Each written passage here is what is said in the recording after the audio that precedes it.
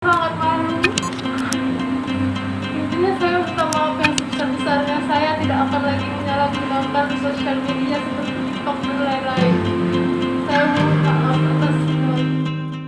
Syedaralun Rizky Aulia Marpaung alias Aulia Salsabila Marpaung alias ASM, pemilik akun TikTok Babyca 666 yang viral memakai hijab namun memamerkan pakaian dalamnya, akhirnya mengakui kesalahannya dan meminta maaf.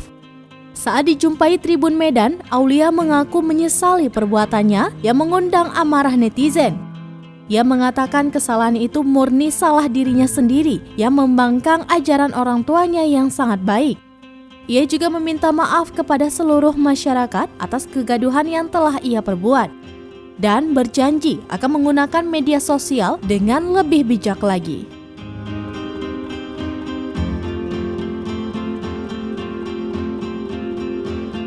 Assalamualaikum warahmatullahi wabarakatuh. Saya yang bernama Rizky Aulia Marpaung atau yang sering disebut dengan ASM sangat memohon maaf kepada keluarga besar saya, terutama ibu saya dan keluarga besar Marpaung. Saya sangat memohon maaf.